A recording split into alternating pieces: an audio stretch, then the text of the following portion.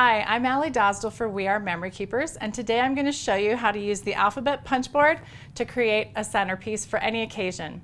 Now, normally you would use the Alphabet Punchboard to create banners or maybe to add lettering to posters, but this is kind of a fun and different way to use it, and it's really easy. This Alphabet Punchboard is the newest member of our punchboard family, and it's got, just like several other punchboards, it's got the cutting and the punching features. So let me show you how to make these letters. Now, if you're using a letter that has a curve on the top, like this A or maybe an O or a Q, you're going to need to create the fold along the side where there's a straight edge. If you're using letters that have a straight edge on the top, then you can do this fold along the top for your card. So let's talk about paper sizes. I'm using the DIY Party paper pad, and if you're creating a letter like the A that has the straight edge on the side, you're going to use a paper that's 6 inches across and 5 inches high, because normally when you make the letters you're going to use a 3x5 piece of paper, but since we're doing a mirror image, we're doubling it, we're going to do 6 across and 5 high. So you're going to score this. I've already scored it. You're going to score it first and then fold it in half. And then you're just going to follow the directions to create the letter in your punch board. Like if I were making the A, I would just punch and start rounding the corners and do the directions like it says. And that's how you're going to create that. Now, if you're doing a letter like the B or the Y that has the straight edges on the top, your paper size is going to be 3 inches wide and 10 inches long, because you're going to double the 5-inch side of the letter. Okay?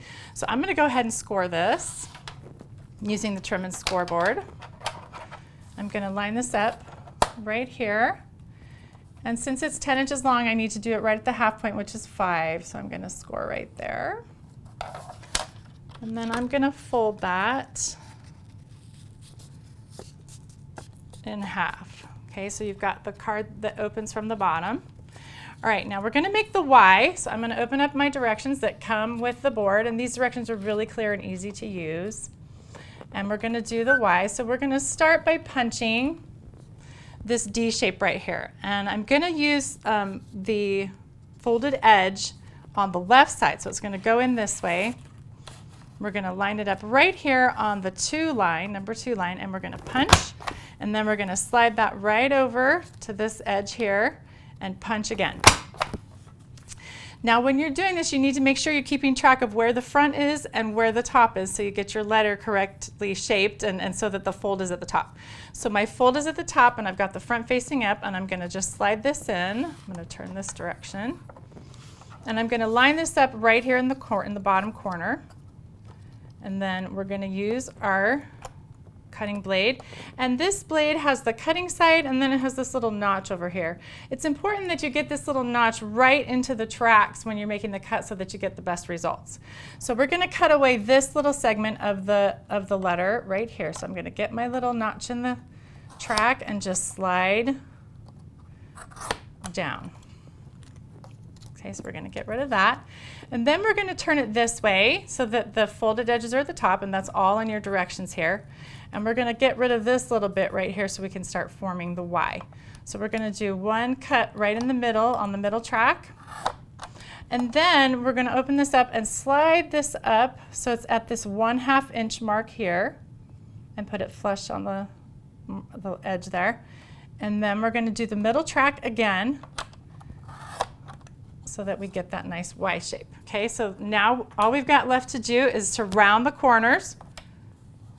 So we're going to slide this in